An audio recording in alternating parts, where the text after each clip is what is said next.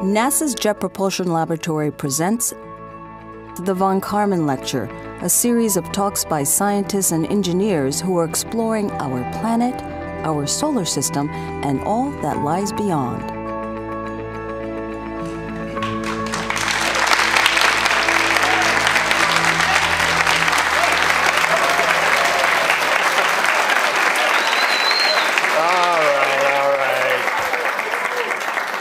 I brought out some admirers, apparently. Hello, and welcome to NASA's Jet Propulsion Laboratory in Pasadena, California, and our monthly public lecture, which we call the Von Karman series. I'm Preston Dykes from the communications office here. Well, they're small, they're modular, they're relatively inexpensive to build and launch. Our topic this month is CubeSats and SmallSats. It's a field with immense potential, and it's led to an explosion of new ideas in the last few years. Our two speakers today are helping to lead that innovation here at JPL. Now, both Travis and Annie began their journey as engineers working on small satellites.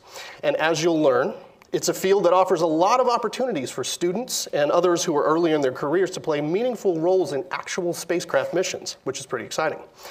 So after our two talks, we'll take questions from here in the audience, and if you're watching our live webcast, we'll work in a few of your questions. You can submit questions via the chat on YouTube. So to start us off, our first speaker is a systems engineer here at JPL, and he's worked on a variety of small satellite missions with interesting names like RainCube and Lunar Flashlight. He serves as a subject matter expert for small satellite missions, concepts that our teams here that are formulating and designing new missions. He's a graduate of the University of Texas at Austin, and he's been with JPL since 2014. Please welcome Travis Imken.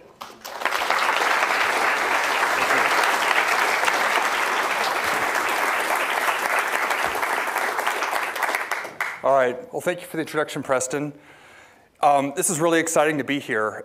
When Ann and I were talking yesterday preparing for this talk, we both realized that we've worked on a lot of small satellites over our years. And although we've had the awesome opportunity to work on them here at JPL, we've also been able to work on them in school as part of our path to get here. So a little about myself. As Preston mentioned, I'm originally from Texas. I ended up getting both my bachelor's and master's from the University of Texas at Austin in aerospace engineering. Here's a picture of me before I had a beard. This eventually led me to here at JPL to be a systems engineer since 2014. And in my time, both in university and here at JPL, I've had the opportunity to work on 7 different CubeSats. This beautiful one you see here is RainCube, a mission I worked on from formulation through flight right now, and as well as 2 other missions that have also been launched. This is Bevo 1 and Bevo 2. For those of you not up on your University of Texas trivia, that's the name of our cow mascot, Bevo, so we named it as such. I've worked on 3 others that are still in progress, and there is one more, but in this case, I'll just say a picture's worth 1,000 words on when that one tried to get into orbit. So what is a CubeSat? Well, the CubeSat standard was first imagined 20 years ago, in 1999, by Jordi Puig-Suari and Bob Twiggs. And the CubeSat is this. This is what we call a 1 unit, or a 1U for short CubeSat. It's 10 centimeters on each side. If the walls were solid and you were going to fill it with water, it would hold exactly 1 liter worth of liquid. And once we finish cramming all of the metal, electronics, boards, and other wires into this volume, it ends up weighing about 1 1/3 kilograms per unit. So a CubeSat is miniature. You can hold it in a hand. You saw me holding it on the previous slide. Here's a blown-up picture of our IPEX CubeSat. The CubeSat is also designed to a common standard. So in this photo, we see 3 1-unit CubeSats. And although they all generally conform to the same outside form factors designed to fit within the dispenser, you can see they look radically different. They have different solar panel arrangements. And if you look closely at that one on the right, you can actually see those yellow stripes. Well, that team actually decided to use yellow painted spring steel tape measures, just like you get at Home Depot, and they're using those as their antennas so they can communicate back to Earth. So instead of building 3 CubeSats, some clever people have said, well, hey, why don't we just stack them on top of each other, fill in the space in between, and make one monolithic satellite? So this is what we have here. This is what we call a 3-unit CubeSat, or a 3U for short. Basically, we've taken all that volume and then stacked it up. From there, the standard gets bigger. We could double this in width, would make it what we call a 6U, like the RainCube satellite I showed on the previous slide, and they can get even bigger. 12U, 18U, 27U, it's all modular. Another unique thing about a CubeSat is they're all delivered to space inside of a dispenser.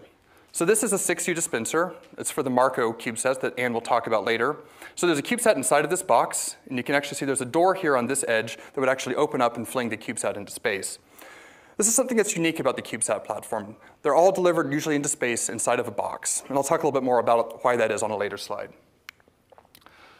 So our talk tonight is about CubeSats and SmallSats, and I'm mostly going to talk about CubeSats, and then Ann will talk a little bit more about some of our SmallSat concepts in her presentation.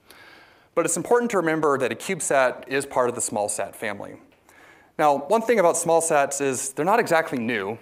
In fact, the very first spacecraft that the United States ever launched into space was a SmallSat. So this is Explorer 1, I think from 51 years ago.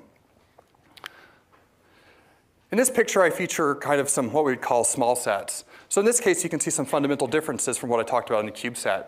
You can see they're bigger, maybe the size of a mini fridge. You can see they've kind of taken different shapes and sizes depending on what needed to be done for their missions, what their payloads were. And you can also see that they're the primary payload on top of this rocket. However, bringing back our old friend RainCube, being constrained in a box doesn't actually affect the shape that your satellite takes in the end. In our case, though we went up in a nice square form factor, we opened up our solar panels, you can see here at the bottom, and we ended up unfurling this giant half-meter mesh antenna so we could complete our science mission.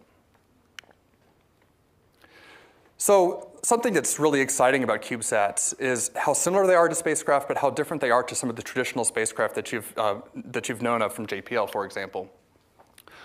What's key is access to space. So this is a picture from the Indian Space Agency. This is a launch from 2017. And I want the audience to guess here, how many CubeSats do you think were launched on this rocket? Anybody?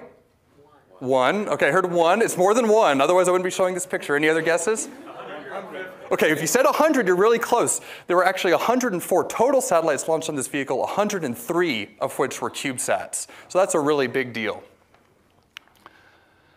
I also like to say that CubeSats are different than big spacecraft because they have what's kind of a constrained complexity. On our big missions, like the ones you see in this room, you can see they take the shape needed to complete their science mission. In our case, looking on the insides of RainCube, you can see when we had to fit within the box form factor, we did our best to make this engineered web of cables, RF connectors, and electronics boards. You can't imagine how we could actually stuff any more in here. So that limited the amount of redundancy we can have, and for other missions, it might limit the complexity of your payloads or even the number of payloads you carry overall.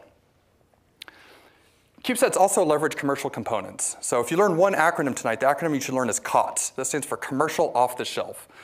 A COTS component is something like the electronics you have in your laptop, in your smartphone, or maybe even your Fitbit. So generally, these are components that are very powerful in terms of like performance, but also use low power in terms of watts.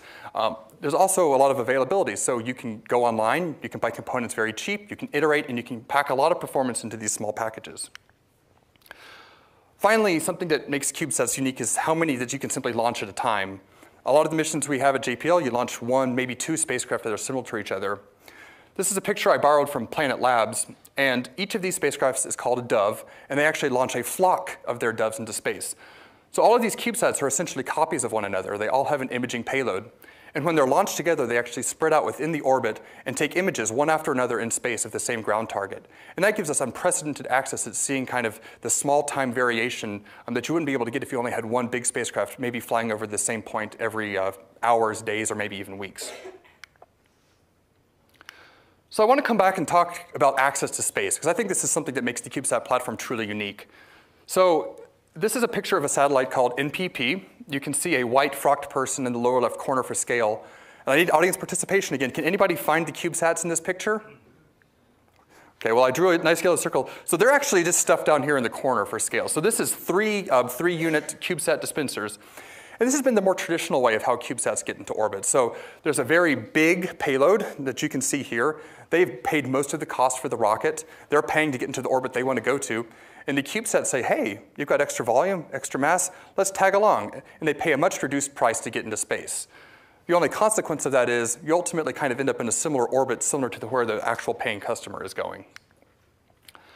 Another method we have is through the International Space Station.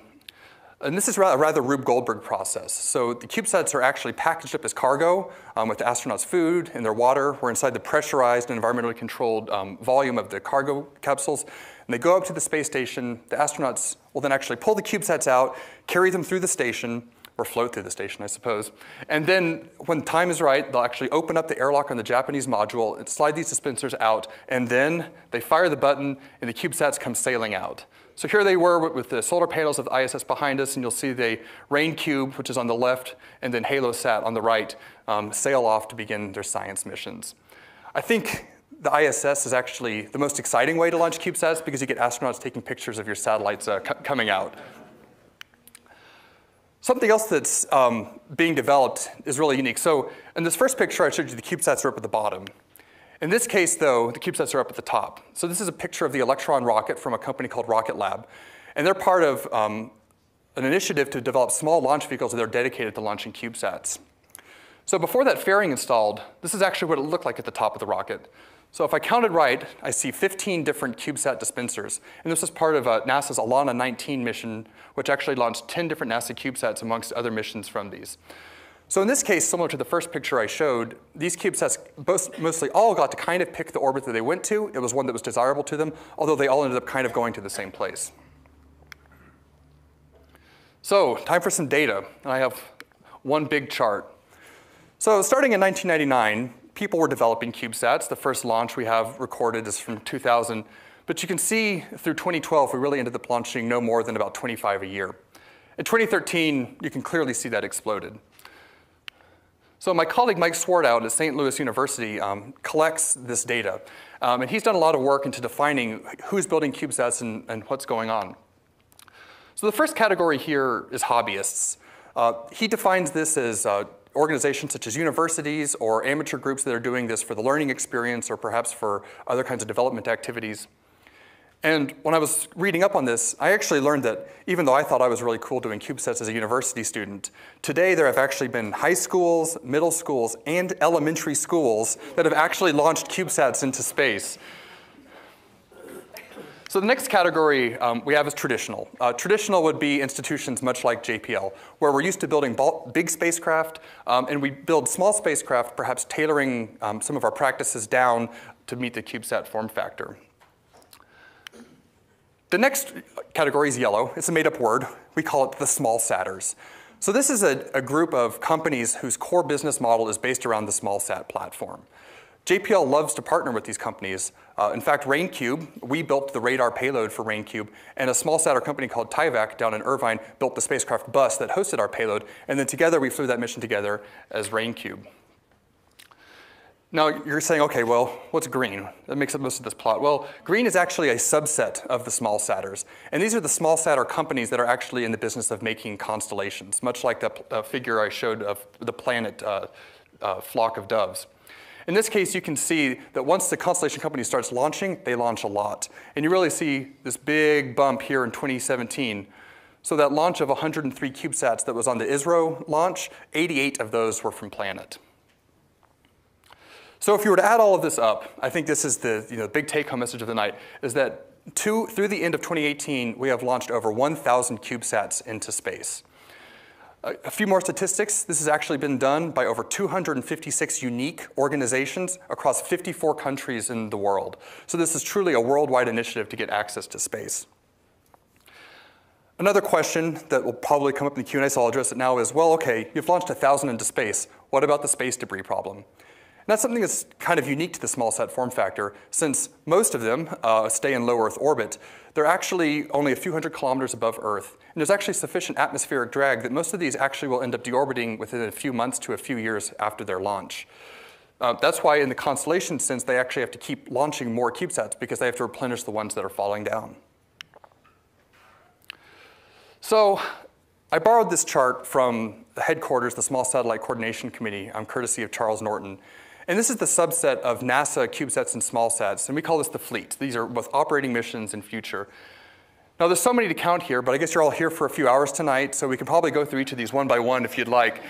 Well, I tease. I'm only going to feature 4, and then Anne will feature many more that are on this plot. So ISARA in white is a technology and exploration mission. We have Asteria, which is an astrophysics mission, and then Tempest-D and my own beloved RainCube, which are Earth science missions. All right, so ISARA. ISARA is the Integrated Solar Array and Reflect Array Antenna mission. This is a picture of it here. So now that you're all experts, can anybody guess the form factor of this CubeSat? 3U, all right, good, you're up to speed on the lingo. So you can see ISARA also didn't want to stay in the shape that they went up in. So this is ISARA's reflect array. You can kind of see the circle pattern here. And this mission was demonstrating high data rate communications.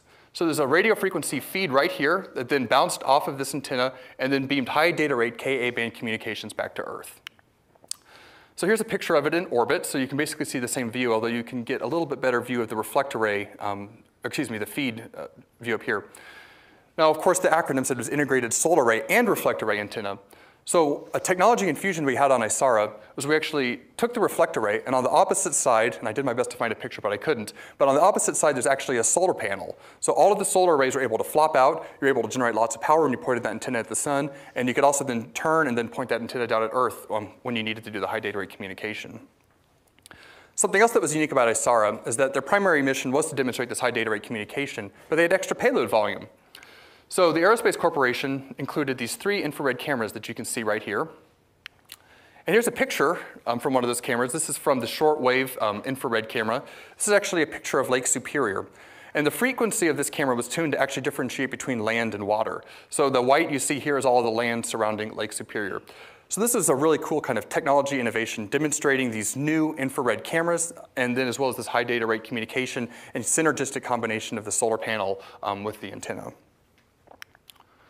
All right, so Tempest-D, and then I need to check my acronym here. This is the Temporal Experiment for Storms and Tropical Systems. I don't know how they got Tempest out of that, but the D stands for the demonstrator.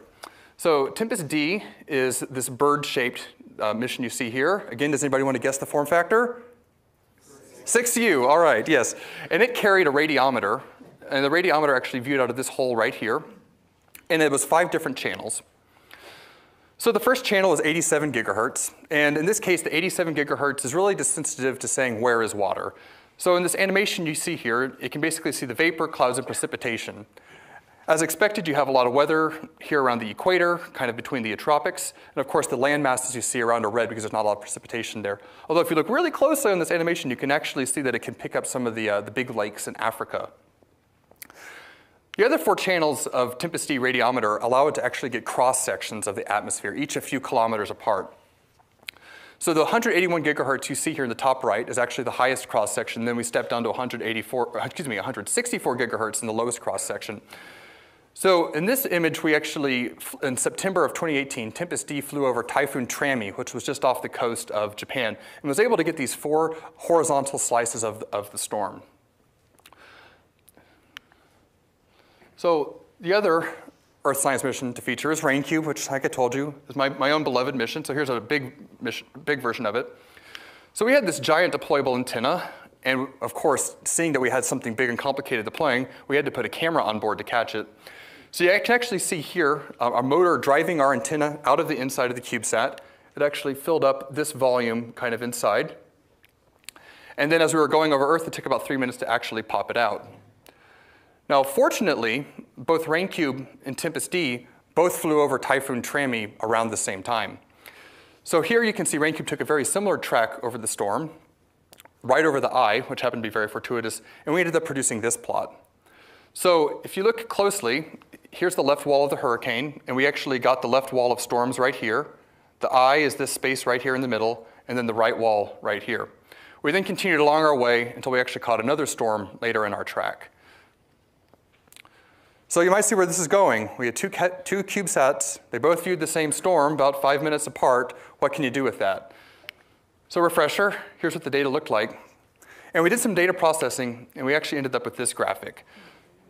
So this is animated, so don't let it get too dizzy because it will spin around ad nauseum. So this is taking those horizontal 2D slices from Tempest-D. You can count the 4 slices here. Then with the vertical slice of RainCube going up and down. And we're actually able to get a really interesting cross-section of what Typhoon Trami looked like. Now, although this was kind of an opportunistic measurement, I think this is really exciting for what you might have in the future. Imagine that you might have constellations, just like the imagers we have from Planet Labs, but constellations of these radars and radiometers where they could be flying one after another, each collecting the same measurement, or perhaps spread out in space, so you're getting different vertical profiles side by side. Then you can combine all of these measurements together, and you actually get a really unique insight into the evolution of storms. Because when you have rapid passes of the same storm system, you can begin to understand the short timescale evolutions of these storms, which can be a huge boon to weather and climate modeling. So my last mission I wanted to talk about is Asteroid, and that's the ARC-2 telescope for enabling research in astrophysics. So Asteroid was a 6-unit CubeSat. They also have these flop-out solar arrays here. Now this blue thing you see here is actually their main payload. That's their telescope. So Asteria's mission is to hunt for exoplanets. And if you came to last month's Von Karman talk, you learned all about how to find exoplanets. So although the Cube satellite platform does its best to get very still in space, and comparatively it gets pretty still, if you're staring at a star very, very, very, very far away, you need to be very precise in how you look at it. So this telescope was actually able to take out all of that noise that was still in the CubeSat platform and focus in on one target. It also achieved an incredible thermal stability, which was needed to dwell on those targets for some time. So what it looked like, and the animation didn't work on this one, but this is essentially what Asteria's cameras, the raw data, look like. So this orange dot you see here is essentially the star, and it would actually just stare at it. And if this animation played, you would actually see that the orange dot would not move throughout all of the frames. So it was incredibly successful. And what Asteria's mission was doing is it was waiting and staring and waiting for a planet to actually transit in front of that star. So as it stares at the star, it would actually be looking for a dip in the brightness with this signature U shape here, and that would actually signal that an exoplanet had passed in front of that star. So this is a really exciting mission. It's something that has really never been attempted on the CubeSat platform to date. So here we are back at this chart, and I'm wrapping up on my few missions. But the future is really exciting, or we've had some exciting missions that have led us to this point, and we have a lot of exciting missions coming up. You can see that I've just covered a few of these. We have many more Earth science missions, technology missions, and astrophysics missions, but we also have missions that are getting ready to explore throughout the solar system, and Anne will tell you a lot about that. So with that, I'd like to say thank you.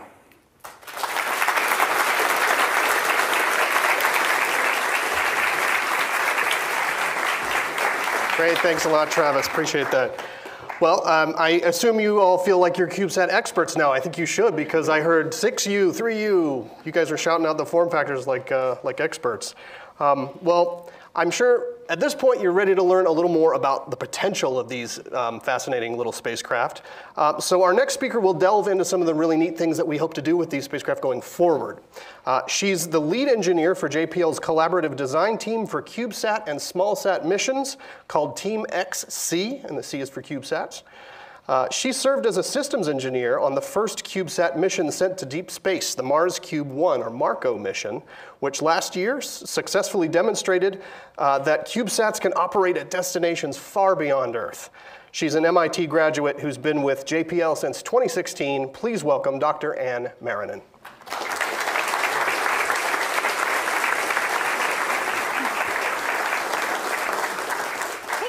Thank you, Preston. Hello, I'm Anne. I'm going to be talking about what happens, or what we view for CubeSats going beyond low Earth orbit. So just like Travis, I started in CubeSats in the university program. So I actually wanted to be an astronaut when I was about 9 years old. I dug up this photo of me at a Girl Scout space camp. The fun fact, about 2 years after this picture was taken was when CubeSat form factor was actually invented. So I had no idea about it at the time, but that's a pretty cool overlay in time. I did my bachelor's in aerospace engineering at the University of Michigan. That's when I was there, they were just starting up a lab that worked specifically on CubeSats. I worked on a couple things, particularly with my senior design class, actually designing a CubeSat that later flew after I graduated. And then at MIT, I helped design and build and fly the very first CubeSat that MIT built. So just like Travis, I've worked on, I think, counting and with differing levels of involvement in the missions. I worked on about 7 CubeSats, including the ones at JPL. So I've been at JPL for about almost 3 years now, and here I've worked on the Marco mission, going to deep space, and another mission going to deep space called NEA Scout that I will also be talking about later. But with these CubeSats, because they're all about the same size, there's very little difference between the integration and the experience you get in a university setting versus then what you do turning around and working at a place like JPL. It's an amazing opportunity, and it's surprisingly applicable for future careers in space exploration. So what do I mean by beyond Earth? And when you fly a CubeSat into, or any satellite, into lower Earth orbit, there are certain advantages, there are certain things you can take advantage of. So of the 1,000 CubeSats that Travis mentioned launched, only 2 of them have actually gone beyond low Earth orbit. So some of the advantages of being in low Earth orbit, you're only about a few hundred kilometers away from the surface of the Earth. When you're trying to communicate to a satellite, you have a fairly wide range of bandwidth that you can play with, and so you can have ground stations all over the world at different frequencies. There are universities that even build their own ground stations to talk to these satellites. You can also take advantage of systems in orbit around Earth, like global positioning systems, or communications networks like Iridium and Globalstar, to actually figure out where your satellite is and have another way of getting the data down. And another cool thing that you can do around Earth is actually take advantage of its magnetic field. So if you're flying close enough to the surface of the Earth, it kind of acts as a shield for high energetic particles that come from the sun and for interstellar space. You can also use the magnetic field and put sensors on your spacecraft to tell how it's oriented, to some extent where it is in the orbit, and actually use magnets on board your spacecraft to orient it by aligning it and not aligning it with the magnetic field. In deep space, you don't have any of that. So with the 2 Marco satellites, and I'll talk about their technologies in particular, so these are the first 2 that have actually successfully gone into a space beyond low Earth orbit in the CubeSat form factor. So when you go beyond Earth, some of the issues you have to deal with is, A, the Earth is much farther away. So instead of being hundreds of kilometers from the surface of the Earth, you're now billions of miles or kilometers away from the surface of the Earth. So your radio has to be more powerful, your antennas have to be bigger, and right now, the only way you can really communicate with spacecraft that far away is through the NASA Deep Space Network. It's an array of 12 satellites, or 12 satellite dishes around the globe, and they're spaced about 120 degrees apart, so you can get continuous coverage of anything in the solar system. And there's 34-meter size and a 70-meter size, and in order to take advantage of that, you have to have a radio that is compatible with this network. But what it gets you is communication with your satellite and a way to figure out where your satellite is and how fast it's going and where it's going, just based on the radio signals. So if you don't have GPS, you kind of need something like this. You also don't have a magnetic field to torque against and orient your satellite. So any way you want to move your satellite or change its position, you have to bring it on board, and that usually takes the form of propellant of some sort. And in interstellar space, you also have, or interplanetary space, we're not in interstellar with CubeSats yet, there's a much more extreme thermal or radiation environment. It's a harsher environment that you have to deal with. When you're closer to the sun, your satellites get a lot hotter. You have to deal with thermal issues that you don't necessarily have to deal with around low Earth orbit. Obviously, the farther away you get from the sun, the dimmer the sun is, the colder it tends to be. And not only is it colder, now because the sun is dimmer, you have to deal with less power being generated. So most CubeSat missions use solar panels and batteries very effectively. Missions like Cassini and Voyager had radioisotope thermal generators on board to generate power when they're too far away for solar panels to be effective. Those have not flown on CubeSats and SmallSats, so you have to get creative that way too. So Marco, as was mentioned several times, the Mars Cube 1 mission, these were 2 satellites that were launched with the InSight lander. So NASA launched a mission called InSight to Mars in 2018. It landed on the surface of Mars in November, the Monday after Thanksgiving. And the orbit of the orbit of the orbiters that are around Mars weren't quite in the right position to get the data back real time. There was an orbiter that flew over while InSight was going through its entry, descent, and landing to pick up the data, but it wasn't going to get the data back to Earth until several hours after the lander had actually landed on the surface of Mars. So very shortly before InSight launched, at least very shortly before it was supposed to launch the first time, they came up with this idea of, well, could we fly CubeSats along with it to be in the right position to relay that data back? So the two MARCO spacecraft actually launched on the same vehicle that InSight did, and it was kind of in what we consider steerage class almost. The dispensers were put right next to the engine bell of the upper stage. InSight was inside the fairing, all nice and protected.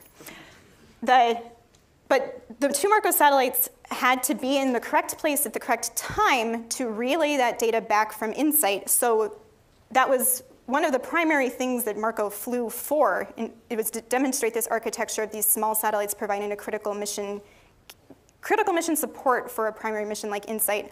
But in order to do that, both satellites had to survive 6 months in this brand new environment with technology that had never flown before.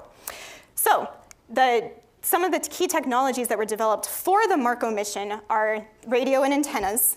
They have to be compatible with the Deep Space Network. They have to be big enough in order to get enough gain to send all that data back to Earth.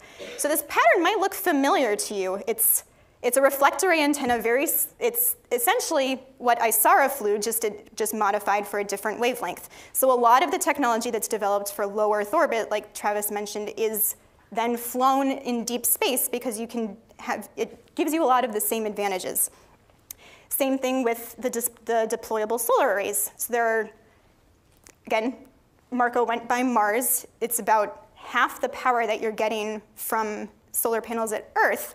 And so we had to have these deployable solar arrays to get all the power we needed to perform the mission. And then we also demonstrated a propulsion system. So there was a cold gas thruster system. The volume of the propellant itself was about half of this 6U volume. And there were tiny little thrusters. You can't even see them in this picture, but there are 8 of them on this face of the satellite. And the propellant on board was fire extinguisher fluid. It was this cold gas, and you heated it up and spouted it out in little spurts. And that was enough to change and adjust the trajectory of each MARCO spacecraft so that we flew by InSight during its entry, descent, and landing. There we go. MARCO A and MARCO B have telemetry. Ground stations are observing signals consistent with parachute deploy. MARCO Alpha, MARCO Bravo, maintain lock status. Lander separation commanded. Altitude 600 meters. 200 meters. 50 meters, constant velocity. 17 meters, standing by for touchdown. Touchdown confirmed.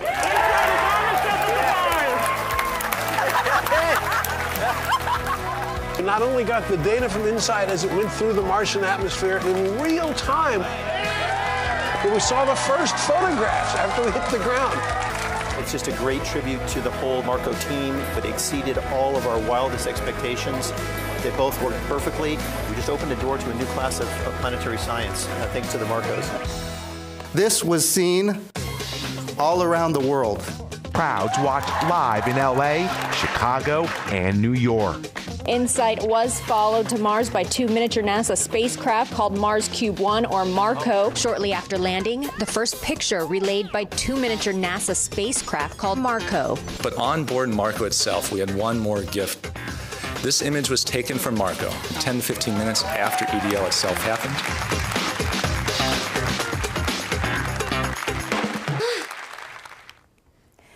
So this is the picture that MARCO took right after InSight EDL. So this is I love this picture. So like ISARA and like RainCube, if you have a deployable on a CubeSat like this, you want to have a camera on there to make sure it works.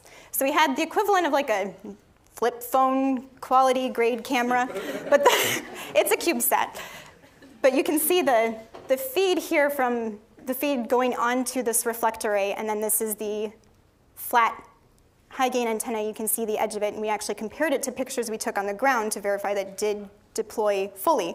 But we had this camera on board, and even though it's not a great quality camera, you get Mars, which is amazing. And so our navigation engineers overlaid where the landing locations are for a lot of other missions that have flown to Mars. So this is a very cool thing to see from something the size of a cereal box. So the applications that Marco kind of enabled to go into deep space, so a lot like low Earth orbit, these CubeSats are enabling a lot of different kinds of mission architectures. So one is, like Marco, performing functions to support a main mission like InSight. In the case of Marco, is a communications relay capability. There's a mission that the European Space Agency is flying in a few years called Hera that is visiting an asteroid called Didymos and its companion. And it will be carrying 2 spacecraft. Unlike Marco, these spacecraft will actually be carried on the mothership. And they will have science instruments on them to complement that main mission. So now we're talking about CubeSats and SmallSats with instruments on them performing science to supplement a mission already going to another body. You can also take that a step farther and go even farther out into the solar system, where these outer planets have really interesting moons and really interesting behaviors that we don't really understand. So you can have almost disposable or single-use probes. They won't necessarily be in a CubeSat form factor, like I mentioned. If you go beyond low Earth orbit, you have all these challenges in terms of power generation and data volume and thermal and everything that you have to deal with. So it might not look like a cube, but a lot of the technology being developed is directly applicable to missions like this. And then they can also do their own science with a whole flock, to use the planet term, of these small sats. So you can apply the same principle of using a constellation or formation flying in low Earth orbit and apply it to either observing locations beyond the solar system or even going to locations beyond the solar system and making these observations. So the next upcoming event in small satellite deep space applications is EM1. So this EM1 stands for Exploration Mission 1. It's the first launch of the Space Launch System. And the Space Launch System, or SLS, is a heavy lift launch vehicle in development by NASA. And so the first launch of this is going to carry the Orion spacecraft nominally to the moon. But the first demonstration launch will actually have 13 of these 6U CubeSats on a ring that sits underneath the Orion payload. They're called the Lucky 13 CubeSats. And they do a variety of science and engineering demonstrations. So of these 13 missions, 4 of them, I think, come from NASA, and then the other ones come from universities even, and organizations around the world. So it is a very global effort to put these satellites into interplanetary space. And they're all going to different locations. So a lot of them are going around the moon, and they're demonstrating these new propulsion capabilities in order to get these small satellites into a lunar orbit. They're also demonstrating new communications capabilities and new science instruments and ways of generating power and actually staying alive in interplanetary space. But they're also capitalizing on a lot of the technology that was developed and flown on the Marco mission. 6 of these CubeSats are using the same radio, or the next generation version of the radio that flew successfully on Marco. So just highlighting a couple of them that JPL is involved with. So Near-Earth Asteroid Scout that I'm working on, it's a collaboration between Marshall Space Flight Center and JPL. So Marshall Space Flight Center is a NASA center in Alabama. They're managing the mission. And this mission is actually using a solar sail as its primary method of propulsion to get these spacecraft to a near-Earth asteroid. And there's a camera on board to image and characterize and get more information about small near-Earth asteroids that are difficult to characterize from the surface of the Earth. Another one that JPL is involved with is called Lunar Flashlight. JPL is managing this mission. The flashlight is a laser on board that will illuminate permanently shadowed craters on the moon. We know there is water ice in these shadowed craters. So lunar flashlight will fly in an orbit, a very highly elliptical orbit around the moon. It only gets about 15 kilometers from the surface of the moon when it's at the South Pole. And it will illuminate these craters, and then there's a reflectometer instrument on board that's tuned to water wavelengths that will detect water ice and try to map where that ice is in these craters. And it's also demonstrating a new propulsion capability. It's using this green monopropellant fluid, which is, it's more energetic than a cold gas like a fire extinguisher. It's less energetic than something like hydrazine, but it's also not as toxic, so good. Another thing that JPL is involved with, this is Sunrise. It's another fleet of 6U CubeSats. This is currently in a study phase right now, and it's been proposed to NASA's Small Explorer Call.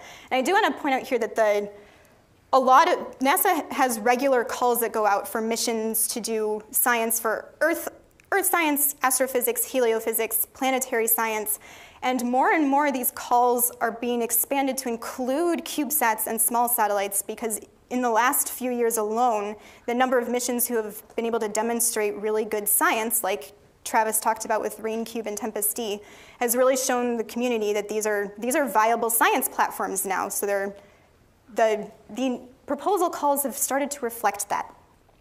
And so this is flying a constellation of 6U CubeSats in a geostationary orbit. So it's still around Earth, but I'm considering it kind of interplanetary because it's far enough away that you have to do a lot of, you still have to take into account a lot of considerations that are more like interplanetary space than like low Earth orbit. And the purpose of Sunrise is to observe the sun, and essentially it's acting as a 10-kilometer radio telescope. You can never launch a 10-kilometer telescope, so they're using these 6 CubeSats to synthesize that aperture by flying them in a loose formation. And this I stuck in there. You'll notice it's not a CubeSat, but there's definitely a cube element to it. So this is the Mars helicopter. It is flying with Mars 2020. It's supposed to launch next year. And the helicopter is kind of a companion to the rover. Its mission is to fly around and be able to take pictures and then relay the pictures of the terrain and things back to the rover.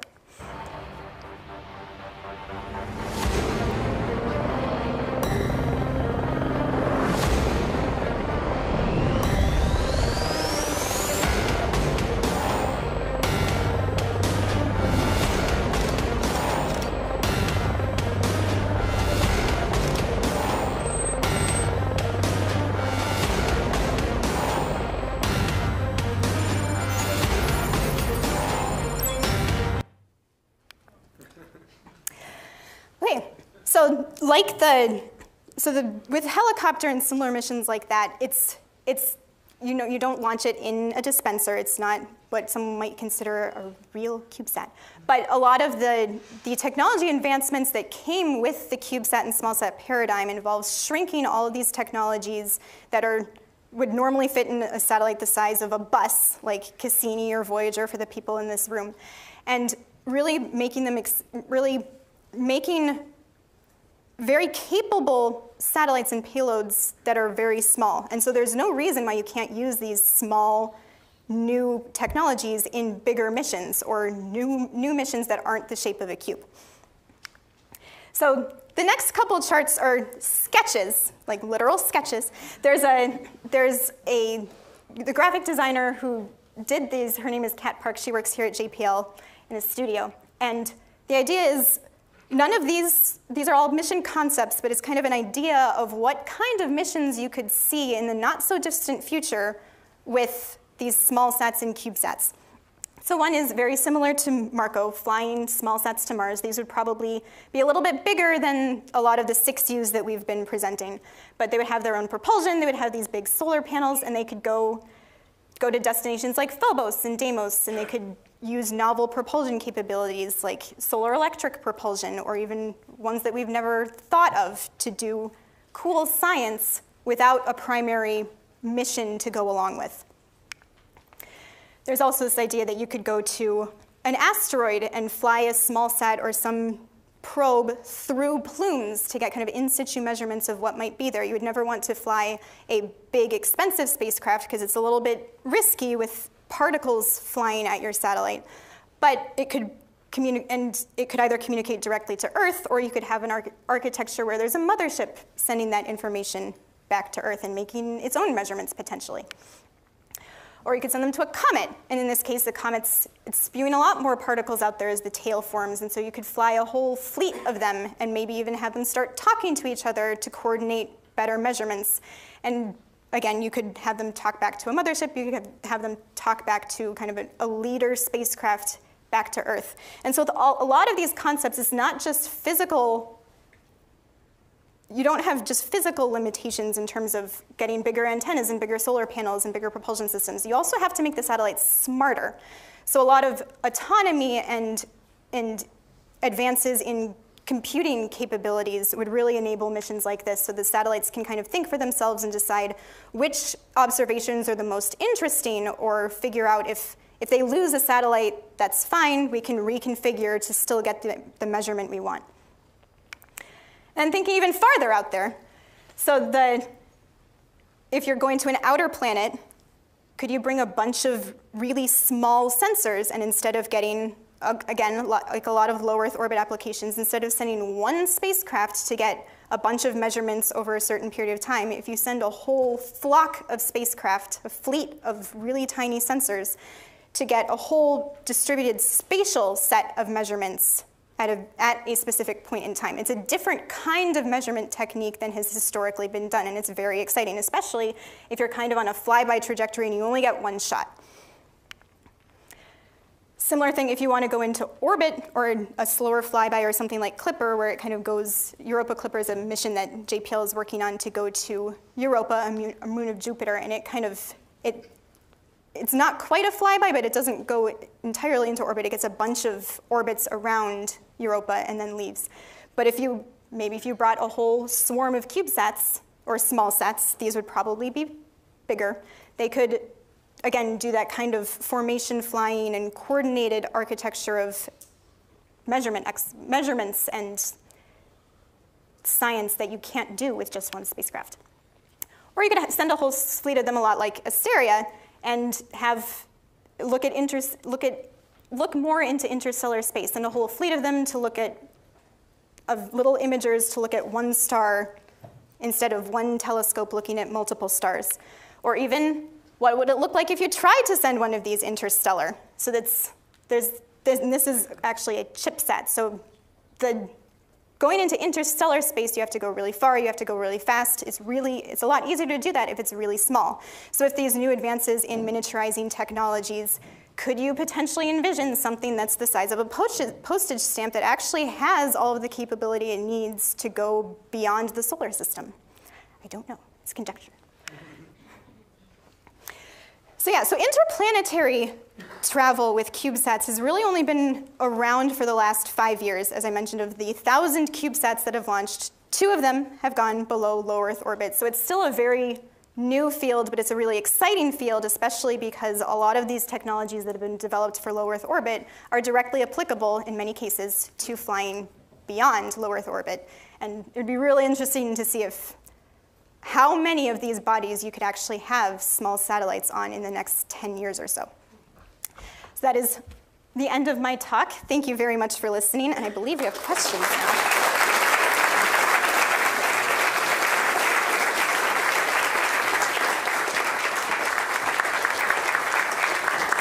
All right.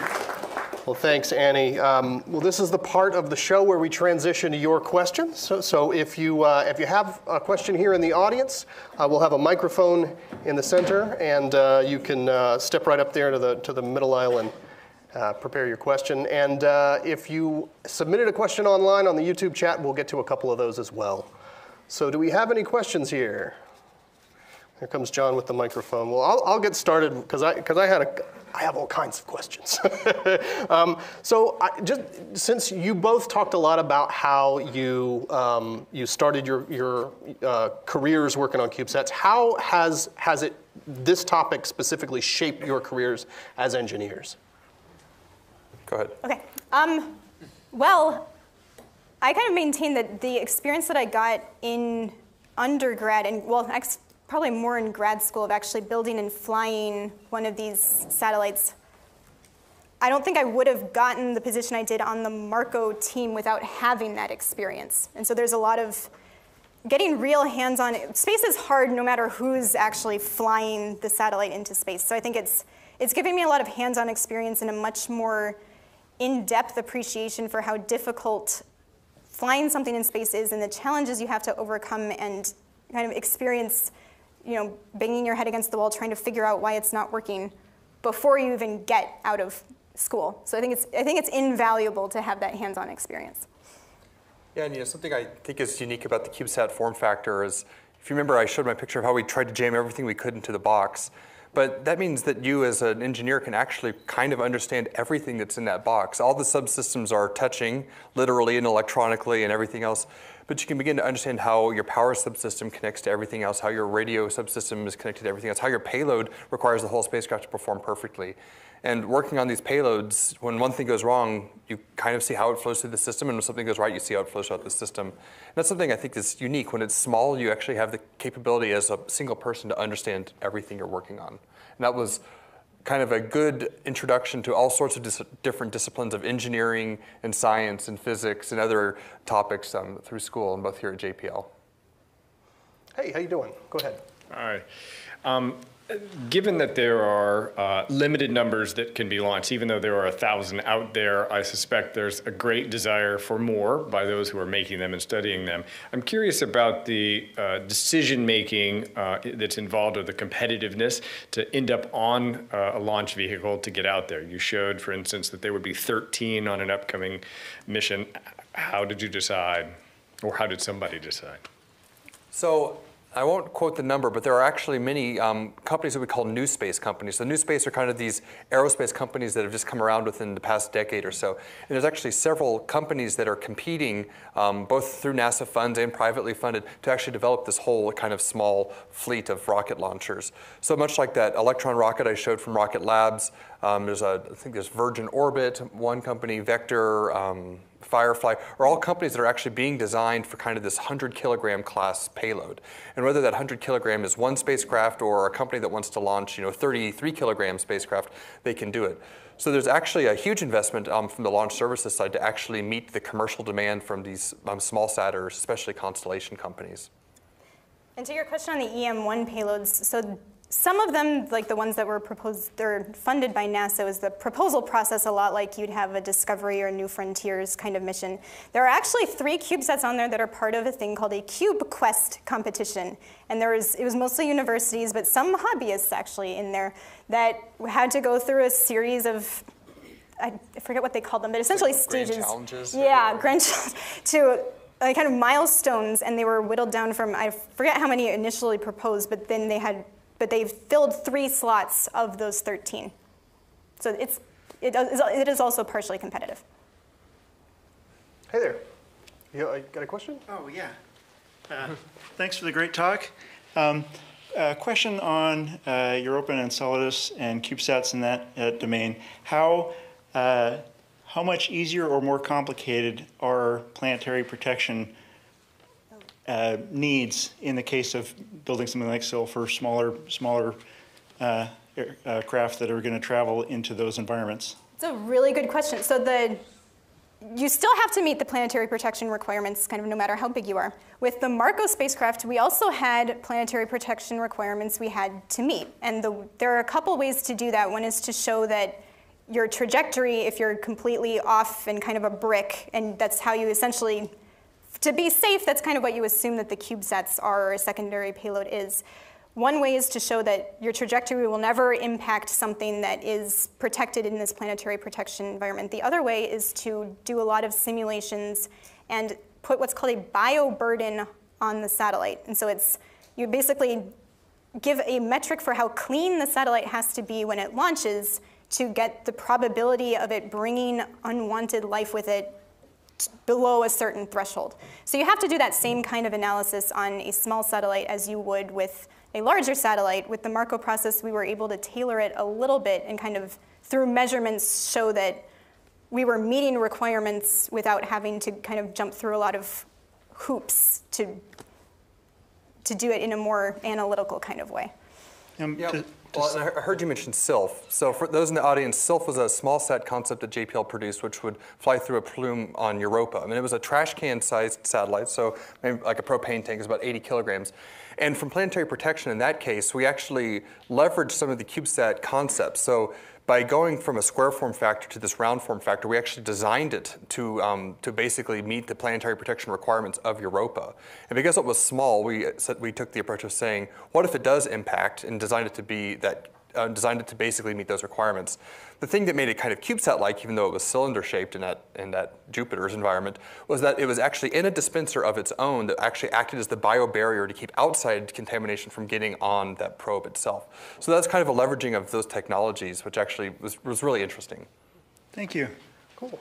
So I've got a twofer for you from YouTube, from our viewers on YouTube, because I think they're connected. So the first question comes from Yan, who asks, is the probability of a CubeSat collision with space debris so small that it's not a concern?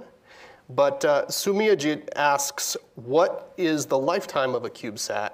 And am I right that those are connected? They are connected. So in the case of RainCube, you know, we had our deployables. And there's actually, although there's very little atmosphere in our altitude, we're up at about 400 kilometers, which is similar to the space station. Depending on if we're flying with our solar panels like right in I would call it the wind, but depending on how much drag you have to fix your life. So we designed RainCube for a 3-month mission, thinking it might come down as quickly as 6 months, but it looks like it's going to actually stay up for a few years. As you get a little bit higher in the few hundred kilometer category, it might take more years. But generally, there is a requirement that you have to show that your spacecraft will deorbit within 25 years. So you can do that through either analysis, saying that the atmospheric drag models say you will, or perhaps you put on a propulsion system to push you down. There's also concepts that have these giant inflatable airbags, basically to increase their drag to actually pull them down faster. I don't know if there's been a collision. I don't know of one with a CubeSat. So, not yet. Okay. Fingers crossed. Never. So, hi, got a question there? Yeah, I'm so sorry. I'm new to the CubeSat technology, so sorry if I misinterpret the acronyms. But my question was, how long is the CubeSats that are out there? What's the longest that they've been out there? The thousands or so that you had mentioned that are up in space. What's the longest time that they've been out in orbit? So one of the first ones that has flown is actually still working. It was, yeah. What was it? Well, I don't know the name, but it was, I believe it's a Japanese one, and I'm going to have to look up the name now. But yeah, it's still operating. It's at a slightly higher orbit, so I think that one in particular might stay up there for a little longer than 25 years. But yeah, that's the longest running one that I know of. A lot of the more recent ones are flown to an International Space Station orbit, and those are low enough that they kind of come down within a few years, give or take. And for those, I think most of those have actually been limited by the lifetime. They've still been working. If there's kind of within the first day or like early part of the mission, if there's kind of a bimodal failure. So there's some that die very quickly, but if you kind of get past that initial hump, they actually tend to last a pretty long time. And I'm trying to get my brain wrapped around what keeps them staying up that long. Like, what's the energy that they use? Oh, they're in orbit. So just like the International Space Station and other big satellites out there, they're designed and high enough and going fast enough that they're essentially continuously falling, but they're falling at a speed high enough and an altitude high enough that they will never hit the surface of the Earth. So they keep sustaining that. Okay, thank you so much. But you could put a propulsion, like some missions, like Marco, which have a propulsion system, you can actually use that to actually keep yourself up. So in the case of RainCube, if we had a future mission that we wanted to last for many years, a future concept could have a propulsion system that would actually keep us at the specific altitude we needed for science. So I heard you mentioning that the CubeSats are starting to even be used in high schools and middle schools. Are these seen in like the future more as like an educational tool, or like, introduction into like, aerospace engineering class type of thing? Well, I guess, yeah, so I'm not I know that some of the schools that have been featured, like the high schools and middle schools, have actually been partnerships with NASA centers. So similar to, I think, you might see like some robotics programs that have partnerships, but they are traditionally used as kind of an educational platform. With the proliferation of the standard, you've actually seen companies that are basically developing kits that you can buy and you can take to your school and you can learn kind of the first principles of engineering. But then it kind of has this open, perhaps has an open interface for where you could plug in your own camera or plug in a different payload. So they've done a lot of the engineering to kind of make something that will get up there and power on and communicate back to you, and then you can kind of grow from there.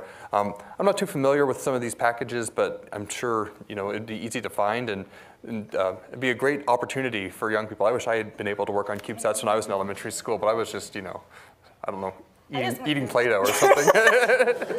Yeah, so NASA Ames is actually running a program called TechEdSat, and so they fly a lot of, essentially they fly the main spacecraft, and then you can kind of buy a slice or design a slice to go in that CubeSat and kind of fly your own payload along with it. So that's another way that it, from kind of a more educational perspective, and a little bit of a smaller bite to chew on.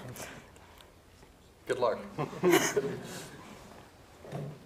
Hi, my name is Usang Park from South Korea today, and I prepared some questions about, in addition to her question, do you think it is possible for individuals to explore and use space by CubeSats in the future? Can you repeat the question again? Sorry. Do you think it is possible to utilize the space and explore the space by using CubeSats? So I think are you asking if an individual person might be able to make their own CubeSat? Yeah. If you have the right skill set, yes.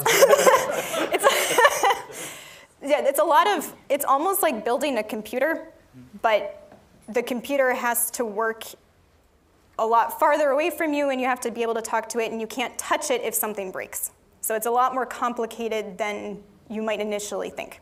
But to add on to that, I think with the proliferation of these small sat companies, you now have companies that are dedicated to providing ground stations. So they're building the antennas, and they build a beautiful web interface for you to just log in, and you can point the antenna at your CubeSat. So there's been a huge push as all these other companies have grown for, I think, a great opportunity for individuals to start getting their own access into space. And thank you. And I have read the fact sheet about Marco. And do you have any special reason to use identical two CubeSats? Mostly because when you build two of the same thing, you know how to do it. So if you build one, you know exactly how to build the second one. You don't have to change anything. There's also redundancy. So I actually worked on the other side. I was actually working on InSight during the EDL day. And when both Marcos were actually collecting the data, but that way, in case there was a hiccup with one, if the other one was still there, we'd still be able to get it back, although they both worked perfectly. So when they had to. And one more, and during the way to Mars for the two CubeSats, and it will be exposed to very high particles and radiations. How can we simulate the situation in Earth? There are actually test facilities, a few of them throughout the world, that do radiation testing. So it's a very controlled test, but you essentially you can send an ion beam to simulate like high energy particles. You can also have it just sitting next to a source of radiation and kind of getting a total dose accumulating on it, and you essentially put test boards in there and just see when they fail. All right, thanks a lot. We're going to take another question here from YouTube. We have SSArt98, who's asking, what are the most used or preferred materials for building CubeSats? You talked about tape measures from the hardware store. What else do you use to make these things? A lot of aluminum. And I remember once when I was in the university, we actually bought like 5 feet of an aluminum block. It was 5 feet and it was 5 inches on each side. And we actually ended up slicing that up. And then we milled out the insides and the outsides to actually make the walls of our CubeSat. And I remember thinking like, oh, we got like, 300 pounds of aluminum, and it was only like $200, for all of that. So a lot of aluminum, a lot of circuit boards, a lot of wiring. Wiring takes up a lot of the volume, especially when you realize that wires have to bend around each other. So that was one of the challenges. In school, one of our preferred tools for assembly was actually using dental tools. So we would actually like stick, when they used to scrape your teeth, we'd actually like stick that inside the CubeSat and use that to pull the wires through our little nooks and crannies. Hey. Yeah. Hey. So that gentleman's question about individuals using or building and using CubeSats to do their own sort of private exploration of space got me wondering, what are the legal regimes that govern the launch of these crafts? Is the same as just launching larger satellites? In other words, how do you get that clearance? Who gives the clearance, et cetera? Yeah, so a lot of it is the FCC, which is, I don't know, like Federal Communications Commission? Yeah. So spectrum, and one of the big things you really need to get approved regulation-wise is the communication spectrum you're using, the band you're using. There's, in the frequencies that are typically used by CubeSats in like the UHF regime specifically, there are a lot of assets using that band, so it can get very noisy. And so there are restrictions on what kind of bandwidth you can use, what kind of power levels you can have, when you can transmit them. So that's one of the big ones in terms of regulations for flying these. All right, well, there's a question from YouTube from Ultimate, who wants to know, how are you planning to improve these satellites? How are you, what are you talked about some of the places you want to send them and some of the things they could do, but what would you like them to do better? Do they need to be smaller? Ooh. I think we're doing a great job right now. Well, so Anne mentioned a lot of the grand challenges that I think CubeSats have. Earth is really nice because it's, you have sunshine, but you have eclipse, you got the magnetic field. Designing everything, I think, in my opinion, ultimately boils down to power. So you need power to communicate back to Earth at these incredible distances, and you need power to keep yourself warm at these incredible distances. And one of the grand challenges is, once you start going out farther in the solar system, how do you generate enough electricity? So, we have Voyager sitting over here, which used, the radioisotope power sources. We have Europa Clipper, which is using solar panels out at Jupiter's distances, but those solar panels are so huge compared to the size of the actual spacecraft itself. And on the small form factor, it can be very difficult to fit these very giant arrays onto such kind of a small box. It doesn't really quite scale as nicely. So I think a grand challenge is, how do we get enough power when we're far away? I think we know how to communicate and keep ourselves warm when we're there, but I would personally like to see them get a little bit bigger. Everyone says that. Everyone says, oh, the 3U is the perfect size, and the next you saw all of ours were 6Us, and it was like, but 12Us, those are the future now. So cool. Hi there. I'm interested in the dream of the future, and that's interstellar and going to some other planet or star and bringing back images. Do we have electronics that are capable of handling that sort of hard life, or hard radiation? Because you're going to have to do a nav system, and you can't communicate at light year distances. How are we getting in there?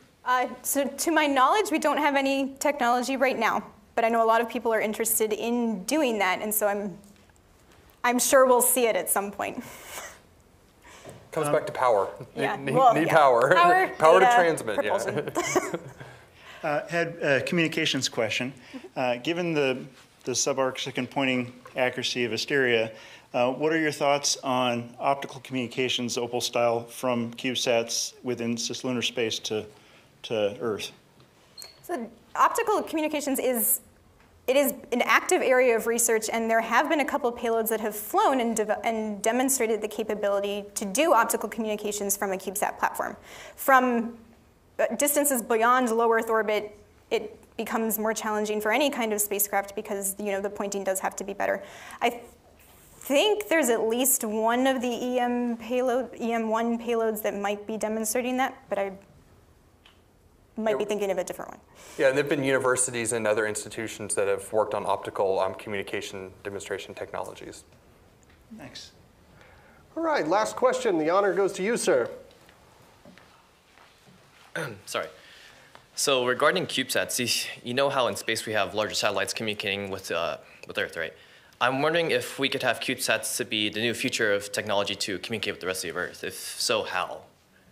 Yeah, so there are companies there's a company called OneWeb, and I believe SpaceX is looking into this too, of sending constellations of small sats, not necessarily CubeSats, but definitely small sats, to do just that, to kind of provide this global internet or global communications capability. So it's, especially with advances in shrinking this technology to fit on a smaller platform, obviously the smaller it is, the easier it is to launch, the easier it is to launch a lot of them, so that is a very, very attractive thing to want to do. Thank you very much. Well, folks, that's all the time we have for today. Thanks to everyone for joining us here and online, and of course, thanks to our speakers. Join us again next month for a look at how we develop new space missions from concept to the launch pad. So we'll see you then. Thank you so much for joining us.